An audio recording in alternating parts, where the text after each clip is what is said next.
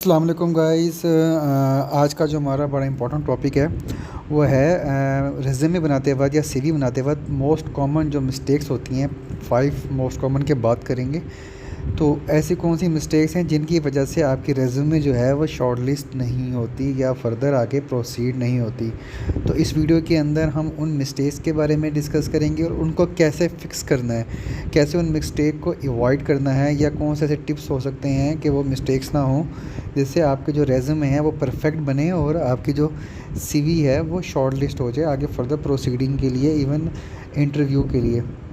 अक्सर लोगों की रेज़्यूमे में हर चीज़ होती है, परफेक्ट रेज़्यूमे होती है, हर रिक्वायरमेंट भी पूरी कर रही होती है, एलिजिबिलिटी क्राइटेरिया भी पूरा होता है, लेकिन उनकी रेज़्यूमे शॉर्टलिस्ट नहीं होती। तो वो इन मिस्टेक्स की वजह से नहीं होती। तो सबसे पहले हम देख लेते हैं हमारी जो पहली मिस्टेक है वो रेज़्यूमे के अंदर जब भी आप जेनेरिक ऑब्जेक्टिव स्टेटमेंट बनाते हैं, यानी कि आपने एक जनरल सीवी बनाई हुई है और जो ऑब्जेक्टिव स्टेटमेंट्स हैं, फॉर एग्जांपल अगर आप एचआर के हैं तो आपने लिख दिया एचआर प्रोफेशनल, लेकिन आप अप्लाई कर रहे हैं, कभी फाइनेंस में करते हैं, कभी मार्केटिंग में कर रहे हैं, कभी सेल्स में कर रहे हैं, कभी सप्लाई चेन में कर रहे हैं। तो वो जो ऊपर नेम के नीचे ऑब्जेक्टिव स्टेटमेंट लिखी होती है उसमें अगर आपने एचआर लिखा हुआ जनरल, तो आगे वो एचआर के अलावा कहीं और शॉर्ट लिस्ट ही नहीं होगी। वो पहली बात है, एटीएस से कीवर्ड के थ्रू भी नहीं जाएगी। अगर कोई इन पर्सन भी इंडिविजुअली देख रहा होगा मैनुअली, तब भी वो उसको शॉर्टलिस्ट नहीं करेगा। उसने कहा कि इसके जो करियर ऑब्जेक्टिव है वो तो एचआर में जाने का है, लेकिन ये अप्लाई उसमें सप्लाई चेन में कर रहा है। तो आपके जो ऑब्जेक्टिव करियर है वो जनरल नहीं होना चाहिए, वो हमेशा हर पोजीशन के लिहाज से चेंज होना चाहिए, हर एप्लीकेशन के लिहाज से चेंज होना चाहिए। उसके ऊपर हम डिटेल में वीडियो भी बनाएंगे कि कैसे आप ऑब्जेक्टिव स्टेटमेंट से अपनी सीवी को शॉर्टलिस्ट करवा सकते हैं। फिर आ जाता है हमारा poor formatting and design. Detail तो सारी होती है सीवी के अंदर और क्राइटेरिया पूरा हो रहा होता है, लेकिन आपकी जो फॉर्मेटिंग है वो बहुत ज़्यादा पुअर होती है और बहुत ज़्यादा वो आपकी जो डिज़ाइन है वो बाज़-औक़ात बहुत फैंसी होता है, एक्स्ट्राऑर्डिनरी पिक्चर्स होती हैं, अजीब-अजीब से लोगोज़ होते हैं, जिसकी वजह से आपका जो बैकग्राउंड है सीवी का वो सही नहीं आ रहा होता और वो एटीएस में शॉर्टलिस्ट नहीं हो रहा होता। और मैनुअली भी अक्सर जो ग्राफिक्स होते हैं वो बाज़-औक़ात आँखों के लिए ज़्यादा इफ़ेक्ट कर रहे होते हैं। तो इसलिए वो कोई अगर एचआर का सीनियर पर्सन है, बहुत सीनियर पोजीशन पे बैठा है, तो वो ज़ाहिर बात है उसको शॉर्टलिस्ट नहीं करेगा। उसके अलावा आपके जो लेआउट होते हैं, आपके जो डिज़ाइन फॉर्मेटिंग होती है, कैसे आपने क्या कहते हैं उसको अप करना है या डाउन करना है चीज़ों को, तो आपने उसको प्रॉपर तरीके से एक फॉर्मेट में, मैंने एक सीवी बनाने का फॉर्मेट भी बताया था, उसमें से आप देख सकते हैं।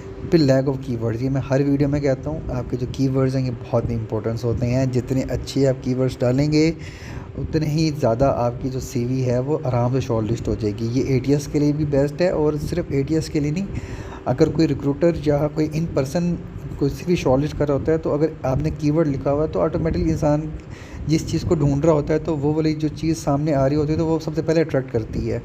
तो अगर आपका कीवर्ड ऐसा है जो कि एक रिक्रूटर ढूंढ रहा है और वो कीवर्ड सीवी में लिखा हुआ है, तो वो बेशक कहीं अल्फ़ाबेट या किसी पैराग्राफ के अंदर छुपा हुआ है, लेकिन वो रिक्रूटर ढूंढ लेगा क्योंकि उसको चाहिए हुई।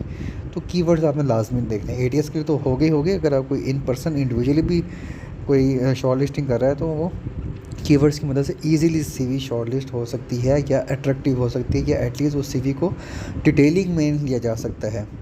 फिर आता है इररेलेवेंट और मिसिंग डिटेल्स। सबसे इम्पोर्टेंट ये बहुत बड़ी मिस्टेक करते हैं, ख़ासतौर पर जो फ्रेशर्स होते हैं या जो जूनियर पोजीशंस पे होते हैं, उनकी जो मिसिंग डिटेल होती हैं वो नहीं होती। लाइक उनका कोई भी किसी भी किस्म की अचीवमेंट्स होती हैं, कोई किसी भी किस्म का टारगेट अचीव होता है, या किसी भी किस्म की वर्कशॉप, ट्रेनिंग, सर्टिफिकेशंस, उनकी कोई सोशल वर्क है या कोई और ऐसी चीज़, लीडरशिप की कोई उन्होंने इवेंट किया है, तो वो वाली जो डिटेल होती है वो मिस होती हैं, और जिसकी वजह से आपकी जो सीवी है वो फर्दर शॉर्टलिस्ट नहीं होती।